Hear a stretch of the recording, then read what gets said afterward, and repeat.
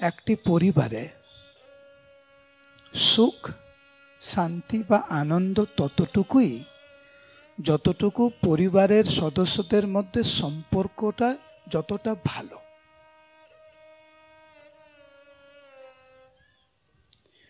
পরিবারের সদস্যদের মধ্যে সম্পর্কটা যতটা গাঢ়, পরিবারের সুখ ঠিক ততটাই। যেই পরিবারে সম্পর্ক ভালো নয়, সেখানে শান্তির বা আনন্দের প্রশ্নই ওঠে না। ঠিক সেই রকম ভগবানের সাথে আমাদের সম্পর্কটা কতটা গভীর তার উপরে নির্ভর করবে যে এই জড় জগতের যে আদি আত্মিক, আদি দৈবিক আর আদি ভৌতিক যে ক্লেশ, এই জড় জগৎ ভগবান তো সৃষ্টি করেছেন আমাদেরকে এই উপলব্ধি করানোর জন্য যে এই জড় জগৎ আমাদের নিত্য আলয় বা আমাদের বাড়ি নয়। আমাদের প্রকৃত আলয় হচ্ছে ভগবত ধাম। আমরা গোলক বৃন্দাবনের বাসিন্দা, আমরা ভগবানের সাথে থাকতে অভ্যস্ত, আমরা ভগবানকে ভালোবাসতে অভ্যস্ত, আমরা দুঃখ পেতে অভ্যস্ত নই। আমরা মানসিকভাবে এখন আমরা বিধ্বস্ত, আমাদের জীবন এখন হতাশাগ্রস্ত। কেন?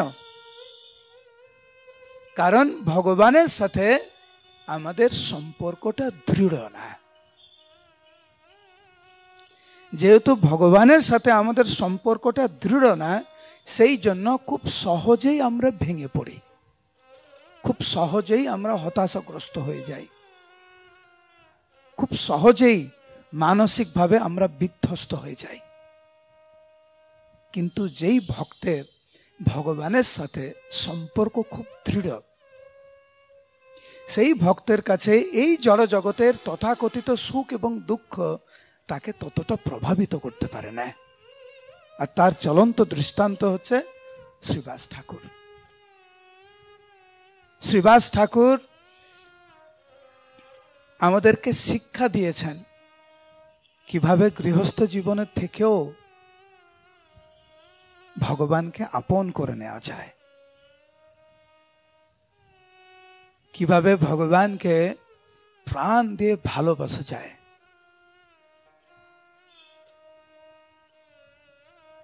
মহাপ্রভুর যখন ওনার গৃহে যখন নৃত্য গীত করছিলেন, সেই সময় ওনার সন্তান দেহ রাখে, ছোট্ট বালক। শ্রীবাস ঠাকুর কিভাবে সমস্ত মায়েদেরকে উনি বুঝিয়েছিলেন, ওনার স্ত্রী মালিনী দেবীকে বুঝিয়েছিলেন এই জড় জগতের প্রকৃত স্বরূপ। এই জড় জগতের প্রকৃত স্বরূপ হচ্ছে কেউ কারুর না। এই জড় জগতের প্রকৃত স্বরূপ হচ্ছে অনিত্য। মোহগ্রস্ত হয়ে আমরা ভাবছি এইটা আমার বাড়ি, এটা আমার পরিবার, আর এমন জীবন যাপন করি আমরা মনে হয় নিত্যকাল আমরা এই দেহে থাকব, যেখানে আমাদের জীবনের কোনো নিশ্চয়তা নেই। কালকের যে ঘুম থেকে আমরা উঠব তার কোনো নিশ্চয়তা নেই, কিন্তু আমাদের এমন আচার আচরণ মনে হয় নিত্যকালের জন্য আমরা এখানে থাকব। শ্রীবাস ঠাকুর এত সুন্দর করে মায়েদেরকে বুঝিয়েছেন। মৃত শিশুকে রেখে সবাই মহাপ্রভুর কীর্তনে মগ্ন হলেন।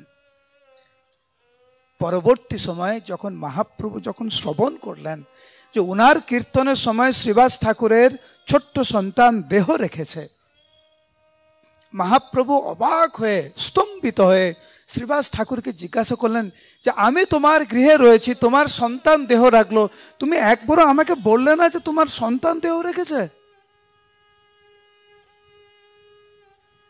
শ্রীবাস ঠাকুর উত্তর দিয়েছিলেন, প্রভু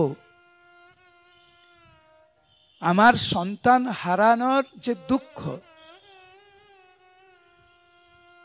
সেটি তোমার আনন্দের কাছে তুচ্ছ।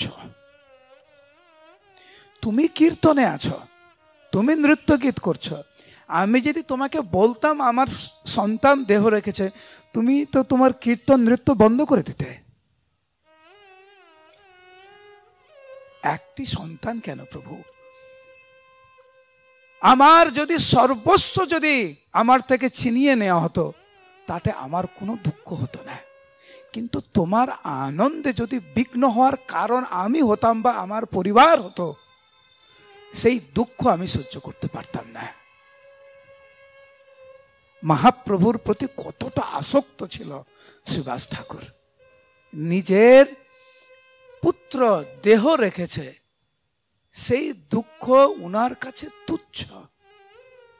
মহাপ্রভু ক্রন্দন করেছিলেন,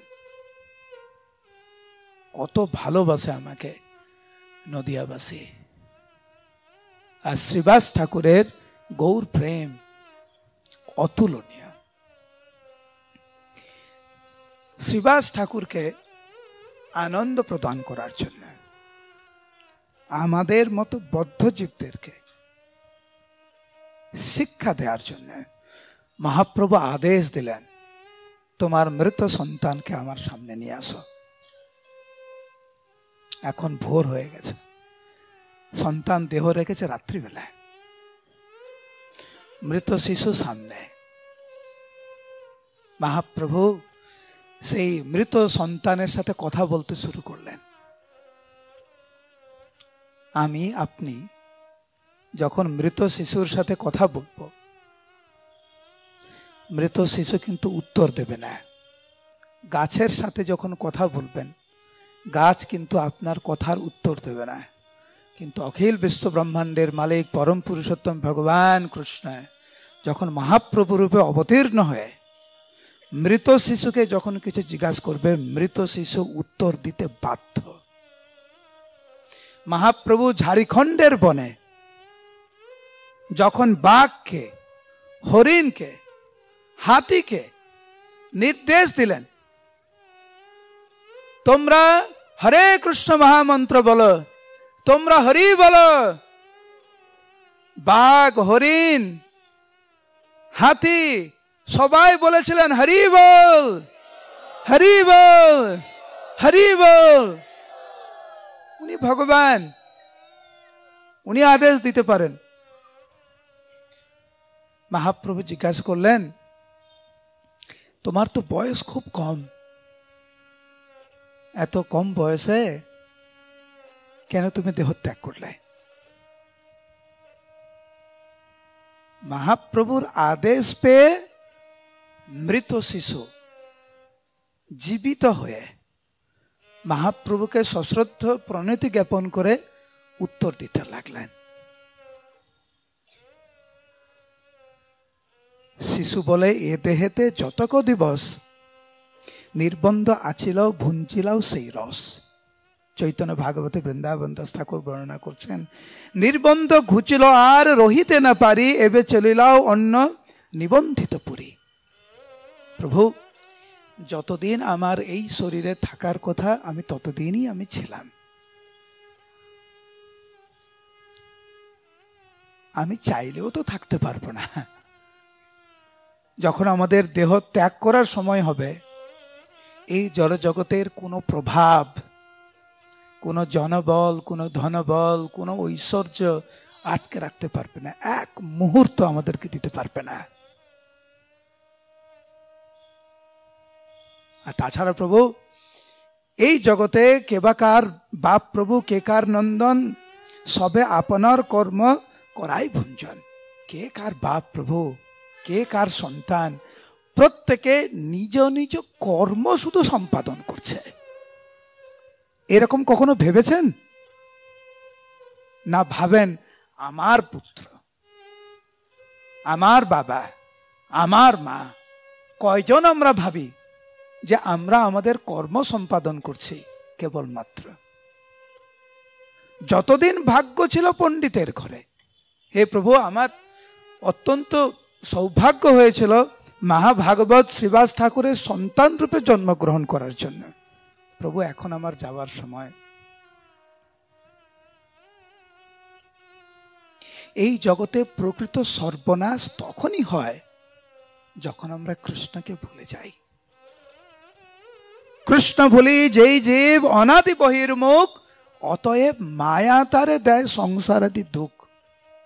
কবু স্বর্গে উঠায়, কবু নরকে ডুবায়, দণ্ডজনে রাজা যেন নদীতে চুবায়।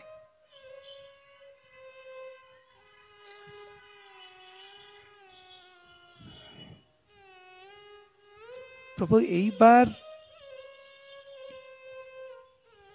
প্রথমবার নয় যখন আমার জন্ম হয়েছে, বহুবার আমি জন্মগ্রহণ করেছি, বহুবার আমি মৃত্যুবরণ করেছি।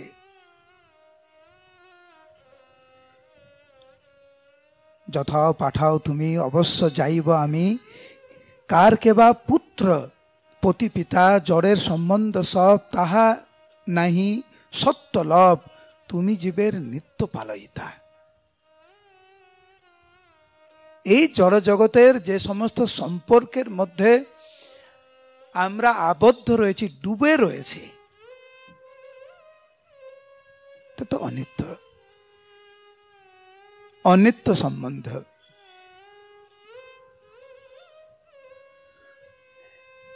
প্রত্যেকটি বার যখন আমি জন্মগ্রহণ করেছি, অনেক কষ্টে জন্মগ্রহণ করেছি। আপনারা জানেন, জন্মগ্রহণ আরামদায়ক না, জননী জঠরে থাকা আরামদায়ক না, জন্মগ্রহণ করা আরামদায়ক না। গতকাল আমরা আলোচনা করছিলাম যে শিশু জন্মগ্রহণ করার পরে যখন ক্রন্দন করে, তখন সবাই ভাবে হ্যাঁ এইবার ঠিক আছে। ক্রন্দন দিয়ে আমাদের জীবনযাত্রা শুরু। দেখেছেন জন্মগ্রহণ করার সাথে সাথে হাসছে না, আগে ক্রন্দন, আর যখনই ক্রন্দন মা বাবা খুশি, এবারে কান্না করছে, তাহলে ঠিক আছে। এই জগতে কান্না করাটা স্বাভাবিক। কোথায় আছি আমরা? দুঃখ দিয়ে শুরু, দুঃখ দিয়ে শেষ, মাঝখানে দুঃখ। কিন্তু এখানে শ্রীবাস ঠাকুরের সন্তান বলছেন, সকল বারে মরণকালে অনেক দুঃখ পাই। জন্ম যেরকম আরামদায়ক না, মৃত্যুও আরামদায়ক না, আরো বেশি কষ্টকর। কেন? কারণ মৃত্যুর সময় আমরা, মৃত্যুর আগে পর্যন্ত আমরা বেশ কিছু বছর আমরা এই দেহে কাটিয়ে দিয়েছি। সেই জন্য দেহের প্রতি আমাদের অনেক আসক্তি রয়েছে। যাদের সাথে সংসার করেছি তাদের প্রতি আমাদের অনেক আসক্ত রয়েছে। যেই বাড়িটা আমি তৈরি করেছি, সেই বাড়ির পিছনে অনেক সংগ্রাম, অনেক শ্রম দিয়েছি আমি। যেই সন্তানকে আমি লালন পালন করেছি, তার পিছনে আমি অনেক শ্রম দিয়েছি। আর এখন সব কিছু আমার থেকে ছিনিয়ে নেওয়া হচ্ছে, যদিও আমি চাই না। মানসিক ক্লেশ আর দৈহিক ক্লেশ সবকিছু মিলিয়ে শাস্ত্রে বর্ণনা রয়েছে যে মৃত্যুর সময় যে যন্ত্রণাটা আমরা পাই, ভাগবত অনুযায়ী একসাথে 10,000 কাঁকড়া বিছে যখন কামড় দেয়, তার যে যন্ত্রণা, সেটি হচ্ছে মৃত্যুর সময় যন্ত্রণা। এই যে মানসিক যন্ত্রণা, যে আমি মরতে চাই না কিন্তু আমার কিচ্ছু করার নেই, আমার থেকে সবকিছু ছিনিয়ে নেওয়া হচ্ছে, এই যন্ত্রণাটাকে 10,000 কাঁকড়া বিছের কামড়ের সাথে তুলনা করা হয়েছে।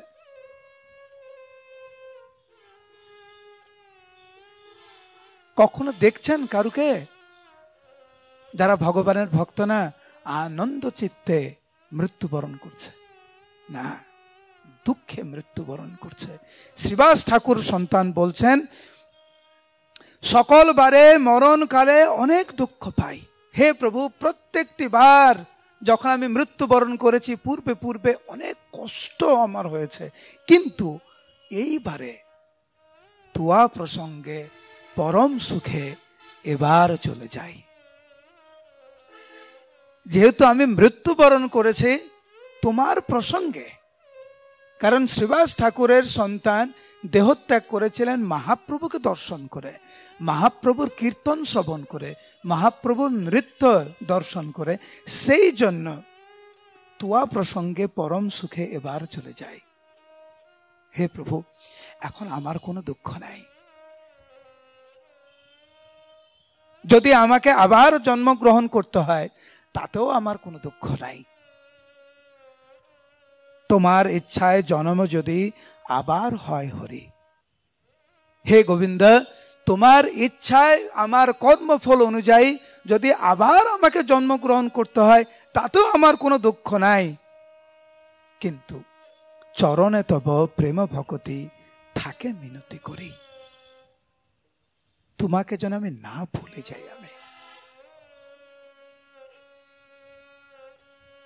হরিদাস ঠাকুর মহাপ্রভুকে বলছেন, হে প্রভু, আমি জানি আমি তোমার ভক্ত হতে পারলাম না, নামে আমার রুচি নেই, ভগবত ধামে আমি যে যাব তার কোনো নিশ্চয়তা নেই,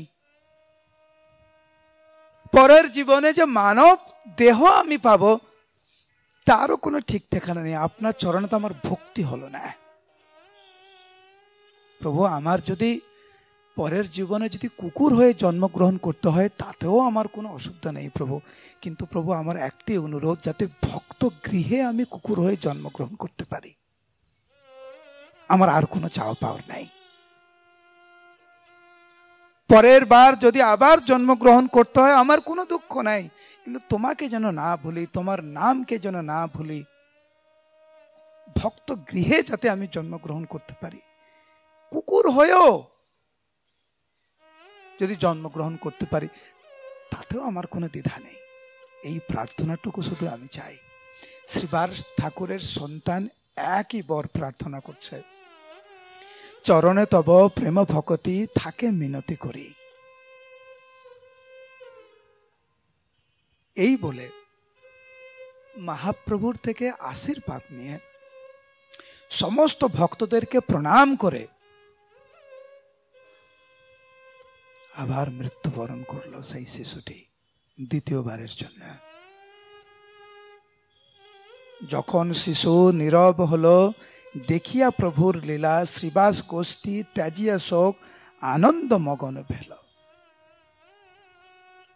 গৌরচরিত অমৃত ধারা করিতে করিতে পান, ভকতি বিনোদ শ্রীবাস মাগে যাই যেন মোর প্রাণ।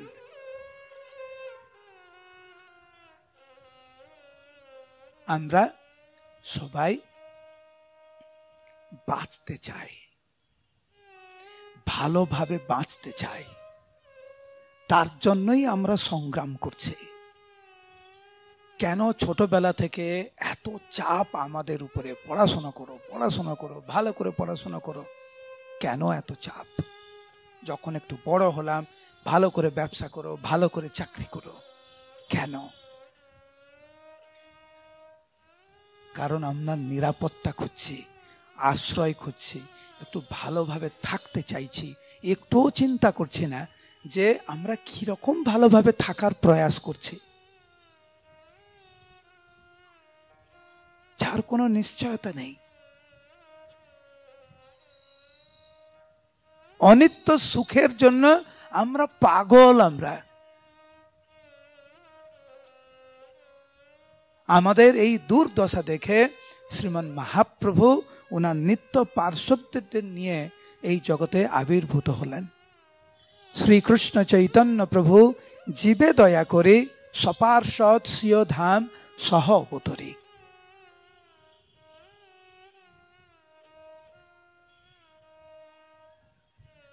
নিত্যানন্দ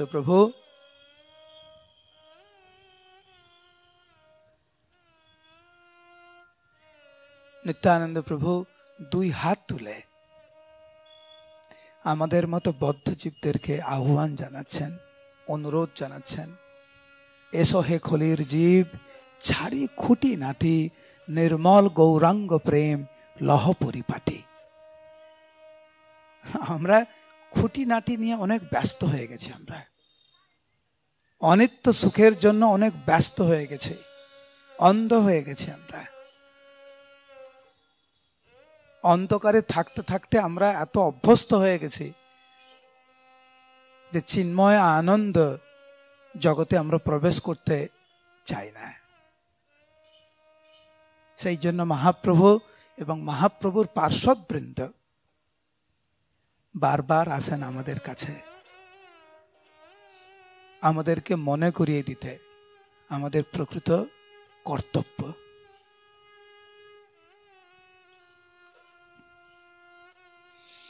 শ্রীবাস ঠাকুর স্তম্ভিত হয়ে গেছেন মহাপ্রভুর করুণা দেখে, কিভাবে মহাপ্রভু উনার মৃত সন্তানকে জীবিত করে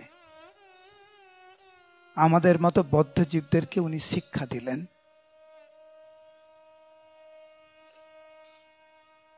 মহাপ্রভুর আশীর্বাদে শ্রীবাস ঠাকুর এবং শ্রীবাস ঠাকুরের পরিবারের আর কোনো দুঃখ রইল না। শ্রীবাস ঠাকুর এবং ওনার ভাই মহাপ্রভুর চরণ কমলে পড়ে বলছেন, জন্ম জন্ম তুমি পিতা মাতা পুত্র প্রভু, তোমার চরণ যেন না পসরি কভু।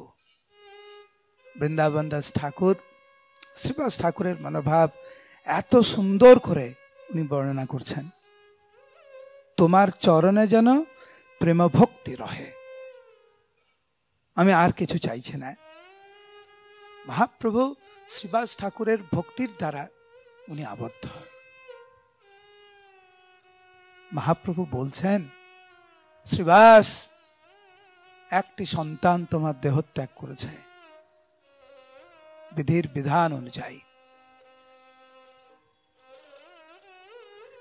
একটি সন্তান তুমি হারালে, আজ তুমি দুটি সন্তান পেলে।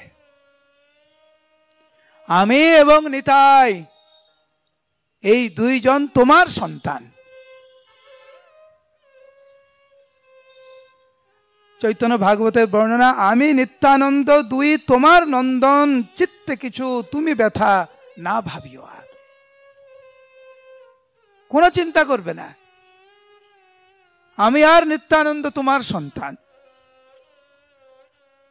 সমস্ত ভক্তবৃন্দরা মহাপ্রভুর এই করুণার কথা স্মরণ করে দর্শন করে সবাই ক্রন্দন করতে লাগলেন। শ্রীবাস ঠাকুর মহাপ্রভুর চরণ যুগল ধরে মাটিতে পড়ে গেলেন। শ্রীবাস মন্দিরে কি ভাব উঠিল তাহা কি বর্ণনা হয়, ভাবযুদ্ধ শনে আনন্দ ক্রন্দন উঠে কৃষ্ণ প্রেমময়। শ্রীবাস অঙ্গনে যে ক্রন্দন উঠেছিল, আনন্দের ক্রন্দন উঠেছিল, সেটা কিভাবে বর্ণনা করব? চার ভাই পড়ি প্রভুর চরণে, প্রেম গদ গদ স্বরে কাঁদিয়া কাঁদিয়া কাকুতি করিয়া গড়ি যায় প্রেম ভরে। ওহে প্রাণেশ্বর, এহেন বিপদ প্রতিদিন যেন হয়। আমরা চাই আমাদের জীবন থেকে বিপদগুলো চলে যাক, বিপদগুলো চলে যাক। ভগবানকে কাছে আসি, ভগবানকে বলি, ভগবান তোমার এই যে মন্দিরে আসলাম, প্রণামী বক্সে 10 টাকা দিলাম প্রণামী, আমার দুঃখ তুমি নিয়ে না, 10 টাকার বিনিময়। ঠিক বলছি না ভুল বলছি? একটু ফলমূল নিয়ে আসি, একটু সন্দেশ নিয়ে আসি, ভগবানকে দেই আর বলি আমার ছেলের পরীক্ষা আজকের পাস যেন হয়ে যায়, আজকে চাকরির ইন্টারভিউ যেন ঠিকঠাক হয়। ভগবানের সাথে আমরা ব্যবসা করা শুরু করে দিয়েছি।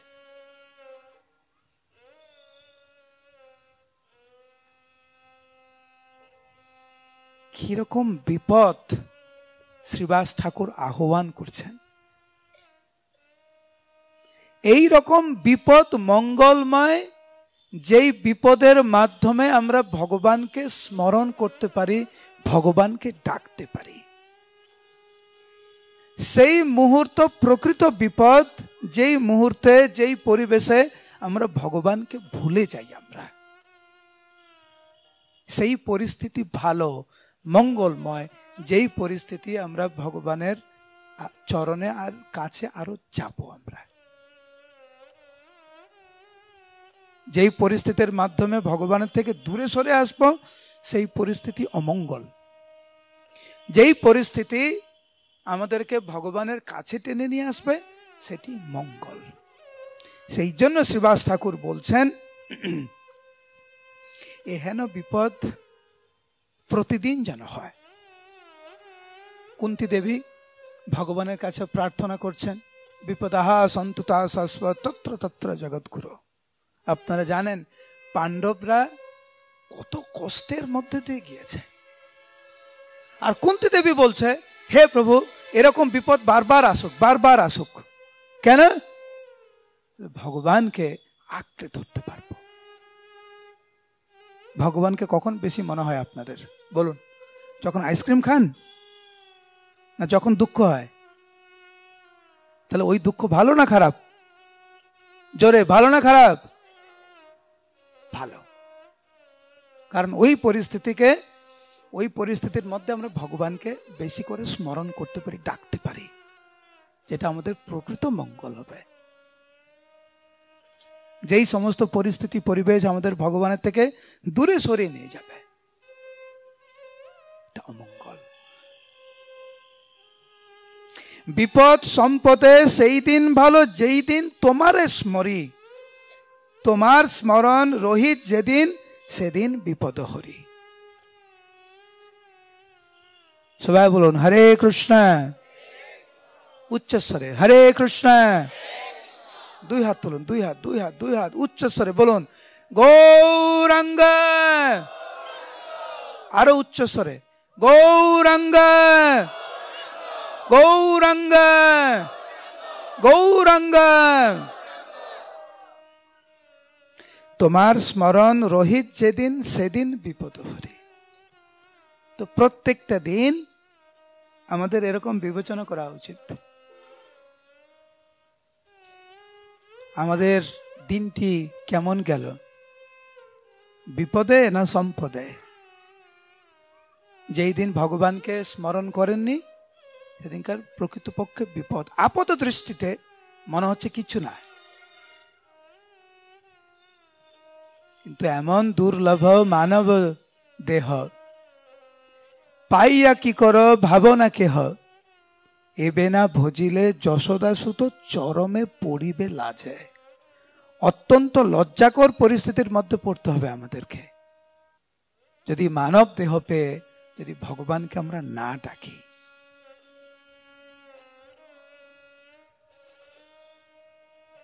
আমি এই কথা বলেই আমি শেষ করব, তারপরে আমরা কিছুক্ষণ কীর্তন করব। মন দিয়ে শুনুন কি বলছি।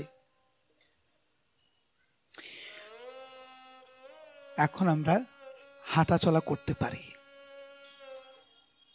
কিন্তু একদিন আসবে আমাদের জীবনে আমরা চাইলেও কিন্তু হাঁটা চলা করতে পারবো না। এখন আমরা কথা বলতে পারি, কিন্তু একদিন আসবে আমাদের কথা বলার সামর্থ্যও থাকবে না। এখন মনে করতে পারছেন, একদিন আসবে কিন্তু কিছু মনে থাকবে না। এখন হাত তুলতে পারছেন, আমি বলছি গৌরাঙ্গ বলতে, আপনারা বলতে পারছেন, কিন্তু একটা দিন আসবে আপনি চাইলেও হাতও তুলতে পারবেন না। যখন হাঁটতে পারছেন, কথা বলতে পারছেন, স্মরণ করতে পারছেন,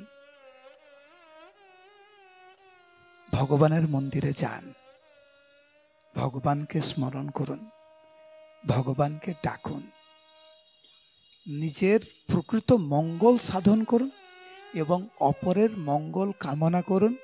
অপরের মঙ্গল যাতে সাধিত হয় তার জন্য চেষ্টা করুন।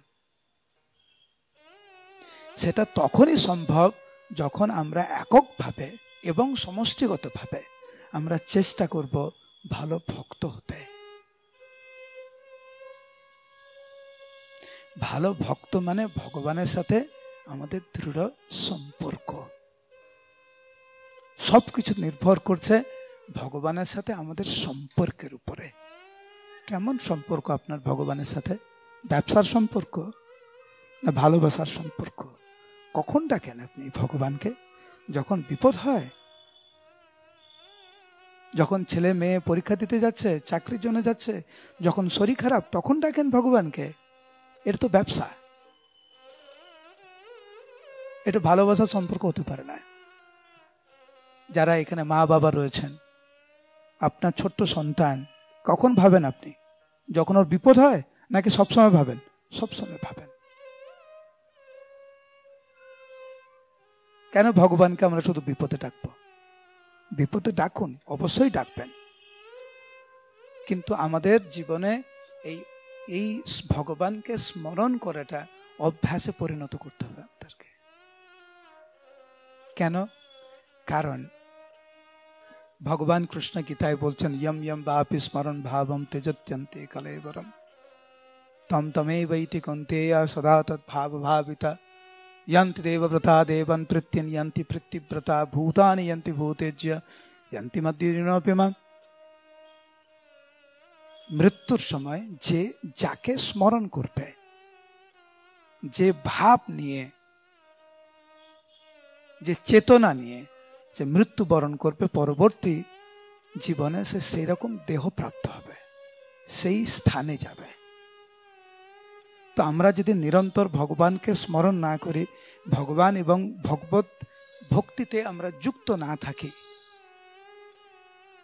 যখন মৃত্যু হবে কোথায় যাব আমরা? যদি ভগবানকে স্মরণ না করি, আপনার বাড়িতে যে ছাগল আছে, কারো কারো বাড়িতে ছাগল আছে তো? হ্যাঁ কি না? হ্যাঁ কি না? আছে। ছাগলকে কত আদর করেন, আমি দেখেছি তো। ছাগলকে কোলে নিয়ে কত আদর। ওই সময় যদি আপনার মৃত্যু হয়, পরের জীবনে কোথায় যাবেন? কি হবেন? কি হবেন চান? কৃষ্ণ তো বলছে ইয়ান্তি দেবব্রতা দেব। যদি গীতাকে বিশ্বাস করেন, যদি গীতাকে বিশ্বাস না করেন তাহলে তো কিছু বলার নেই আমার। আমি তো গীতা ভাগবতের উপরে ভিত্তি করেই বলছি। ভগবান বলছেন, যিনি দেবতাকে স্মরণ করে দেহত্যাগ করে সে দেবলোকে যাবে। ছাগলকে স্মরণ করে দেহত্যাগ করেন, কোথায় যাবেন? ভগবতধামে যাবেন নাকি? যদি মুরগিকে স্মরণ করে দেহত্যাগ করেন, কোথায় যাবেন আপনি? যদি ভগবানকে স্মরণ করে দেহত্যাগ করেন তো ভগবানের কাছে যাবেন। এইবারে চিন্তা করুন, কার চিন্তা করেন সারাদিন? আর যদি ভাবেন, মন দিয়ে শুনুন, যদি ভাবেন হরি ভজন করার এখন সময় হয়নি, এখন বয়স হয়নি, এখন বয়স কম, এখন আনন্দ ফুর্তি করার সময়, তাদের উদ্দেশ্যে বলছি, সম্মান দিয়ে বলছি। কে নিশ্চয়তা দিয়েছে আপনাকে যে বৃদ্ধকাল পর্যন্ত আপনি জীবিত থাকবেন? এটা প্রথম কথা। দ্বিতীয় কথা হচ্ছে, এই কথাটা এমন হলো, আমার পরম গুরুদেব ইসকনের প্রতিষ্ঠাতা আচার্য ছিল প্রভুপাদ উদাহরণ দিয়েছেন যে একজন ছাত্র যদি ভাবে সারাদিন সারা বছর পড়াশোনা করবে না, পরীক্ষার আগের দিন বই খুলে একদিন পড়াশোনা করে 1 ঘন্টা পড়াশোনা করে পরীক্ষা পাস করে যাব আমি, এটা যেরকম অবাস্তব কথা। সারা জীবন পাপ কর্ম করবো আমি, কুচিন্তা করব, ভগবানকে ডাকবো না, আর জীবনের যখন অকেজ হয়ে যাব, আমরা অকেজ হয়ে যাব, না ব্রেন কাজ করছে, না কিছু মনে করতে পারছি, না হাঁটাচলা করতে পারছি, আর তখন যদি আমি ভাবি আমি ভগবানের দিব্য নাম সুন্দরভাবে স্মরণ করতে পারবো, গাইতে পারবো, ভগবানের সেবা করতে পারবো, এটা অবাস্তব, সম্ভব না তো এটা। সেই জন্য এখনো কিন্তু দেরি না হয়নি। ইটস নেভার টু লেট, কখনো দেরি হয়নি। স্থানে স্থিতা শ্রুতিগতাম তনুভং মনোবীর যো প্রায়শ অজিত জিত। ভাগবত বলছেন, যে যেই পর্যায়ে রয়েছেন, যেখানেই আছেন, ব্রহ্মচারী, গৃহস্থ, বানপ্রস্থ, সন্ন্যাস, ছাত্র জীবন, বিবাহিত জীবন, বৃদ্ধ জীবন, যার যে অবস্থা, সেই অবস্থাতে থেকেই এখন থেকেই হরিভজন করুন। আপনাদের শ্রী চরণ কমলা আমার বিনম্র নিবেদন, দয়া করে ভাববেন না পরের বছর, এখন পড়াশোনা করছি, পড়াশোনাটা হয়ে যাক, তারপরে পড়াশোনা শেষ, এখন চাকরিটা হয়ে যাক, ব্যবসাতে একটু দাঁড়িয়ে যাই, তারপরে ওটা হয়ে গেল, এখন বিবাহ করি, বিয়েটা সেরে ফেলি, তারপরে হরিভজন করব। বিবাহ হয়ে গেল, সন্তানাদি হোক, তারপরে সন্তানাদি হলো, তাদের একটু মানুষ করি, তাদের বড় করি, তারপরে এখন তাদের বিয়ে দেবেন, তাদের নাতিপুতি। হায় কৃষ্ণ। এই করে করে ভক্তিবিনোদ ঠাকুর বলছেন, বার্ধক্যে এখন ভকতি বিনোদ কাঁদিয়া কাতর অতি, না ভজিয়া তোরে দিন বৃথা গেল, এখনো কি হবে গতি। তোমাকে না ভজনা করে আমার দিন বৃথা গেল, হে প্রভু এখন আমার বৃদ্ধ অবস্থা, এখন আমার কি হবে। যারা চাকরি করছেন চাকরি করুন, যারা ব্যবসা করছেন ব্যবসা করুন, যারা গৃহস্থ গৃহস্থ থাকুন, যারা ব্রহ্মচারী ব্রহ্মচারী থাকুন, কোনো অসুবিধা নেই। বর্ণাশ্রমাচরগতা পুরুষেণ পরাপুমান, বিষ্ণুর আরাধ্যতে পন্থা নান্যেত তত্ত্বসু কারণম। বর্ণাশ্রমের মাধ্যম দিয়ে ভগবানকে আরাধনা করা যায়।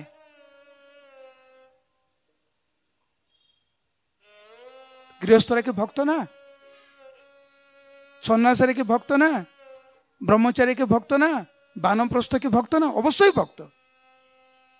যদি ভগবানকে আরাধনা করে তো ভক্ত। প্রহ্লাদ মহারাজ, ধ্রুব মহারাজ, কত বয়স ছিল? 5 বছর বয়স, ভগবানকে পেলেন।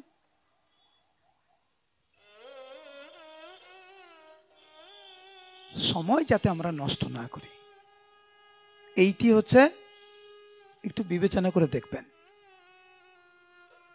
মহাপ্রভু আসলেন অকাতরে প্রেম বিতরণ করার জন্য, কোনো বাদ বিচার না করে।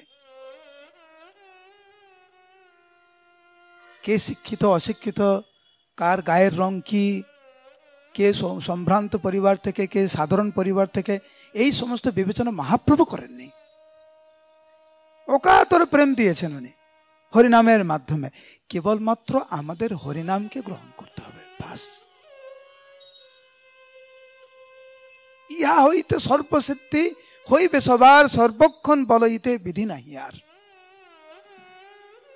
ইতি ষোড়শ কমনম নাম কলিকল্ম সনাসনম। এই হরে কৃষ্ণ মহামন্ত্র প্রত্যেককে অনুরোধ করছে। কাজে যাবেন, যান না, সকালে ঘুম থেকে উঠে স্নানাদি করে একমালা জপ করে যান না। কত সময় লাগে? 7-8 মিনিট লাগে। ফিরে আসুন, একমালা জপ করুন, ভগবানের নাম শুরু করুন, একমালা করে দিয়ে শুরু করুন। অনেকে লজ্জা পায় তিলক পড়তে, লোকে কি বলবে। মালা পড়তে লজ্জা পায়, লোকে কি বলবে। বিনম্র চিত্তে বলছি, মৃত্যুর সময় আপনি যমরাজকে এই অজুহাত দিতে পারবেন? আমি মালা তিলক পরিনি, কারণ পাশের লোক কি ভাববে সেই জন্য করিনি, এগুলো বলতে পারবেন? তা সত্ত্বেও আমি বলছি, যদি তিলক পড়তে লজ্জাও লাগে আপনার, ঠিক আছে, আমি মানলাম। কমপক্ষে ঘরে বসে হরিনামটা করুন। বাইরে যদি লজ্জা লাগে, ঘরে বসে দরজা বন্ধ করে একমালা করে জপ করুন। আপনারা ভালো থাকবেন, বলছি ভালো থাকবেন। প্রকৃত রূপে ভগবানের দাস হয়ে কারো কখনো খারাপ হতে পারে না। আপাত দৃষ্টিতে অনেক কিছু মনে হয়। ভগবানের ভক্তরাও বাহ্যিকভাবে কিছু কিছু কষ্ট পায়। ভক্তদের কি শরীর খারাপ হয় না? হয়। ভক্তরা কি মৃত্যুবরণ করে না? করে। ভক্তদের কি বাহ্যিকভাবে অভাব নেই? আছে। কিন্তু এর দ্বারা ভক্তরা প্রভাবিত হয় না। হরিদাস ঠাকুরের 22 বাজারে প্রহার করা হয়েছিল, হরিদাস ঠাকুর প্রভাবিত হয়েছিলেন না।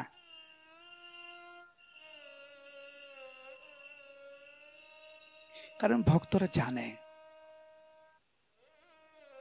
ভগবান কৃপা করে বিভিন্নভাবে, বিভিন্ন সময়ে, বিভিন্ন পরিস্থিতিতে ভগবান আমাদেরকে পরীক্ষা করেন।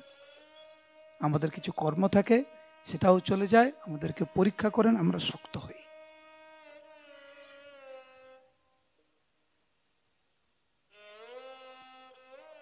প্রত্যেকটি, আমার মনে হয় সবাই এটি জানে, বিড়াল আর ইঁদুর, বিড়াল যখন তার মুখ দিয়ে ইঁদুরকে ধরে, ইঁদুর কি খুব আরাম অনুভব করে? কি ভালো লাগছে, আমাকে বিড়াল ধরেছে, এরকম ভাবে না, তার প্রাণ যায়। সেই মুখ দিয়ে একই বিড়াল যখন তার ছানাকে ধরে, তার বাচ্চাকে এক জায়গা থেকে আরেক জায়গায় নিয়ে যায়, মানে বিড়াল ছানা কিন্তু আনন্দ অনুভব করে, আদর অনুভব করে, আরাম অনুভব করে। তার মা তো ভগবান হচ্ছেন মৃত্যু, ভগবান বলছেন মৃত্যু সর্বহরশ্চাহম, তুমি আমার কাছে আসছো না, আমি তোমার কাছে আসবো মৃত্যু রূপে। ভক্তের কাছে যখন মৃত্যু রূপে ভগবান আসেন, তখন ঠিক একটি বিড়াল ঠিক যেরকম তার বাচ্চাকে এক জায়গা থেকে আরেক জায়গায় নিয়ে যায়। আর যারা অভক্ত, তাদের অবস্থা হচ্ছে ইঁদুরের মতো, মৃত্যুবরণ করতে হয়, কিন্তু পার্থক্য আছে। ভক্তরা জানে তারা ভগবত ধামে ফিরে যাচ্ছে। সবাইকে অনুরোধ করছি, আপনাদেরকে, এখানে অনেক ভক্তবৃন্দরা রয়েছেন, আপনারা শ্রীল প্রভুপাদের কৃপায়, ইসকনের প্রতিষ্ঠাতা আচার্য ওনার অহেতুকী কৃপায় আজ সারা বিশ্বে মহাপ্রভুর বাণী প্রচার হচ্ছে, কল্পনাতীত। যেভাবে সবাই মহাপ্রভুকে গ্রহণ করছে, সারা বিশ্বের মানুষ আজকে হরিনামকে গ্রহণ করছে, ভগবত গীতার প্রকৃত সংস্কৃতি, প্রকৃত ঐতিহ্য, সনাতন ধর্মকে গ্রহণ করছে। আমরা পিছিয়ে আছি কেন? আমাদের লজ্জা। ধুতি পড়তে আমাদের লজ্জা লাগে, তিলক পড়তে আমাদের লজ্জা লাগে, হরে কৃষ্ণ বলতে আমাদের লজ্জা লাগে, মালা পড়তে লজ্জা লাগে আমাদের।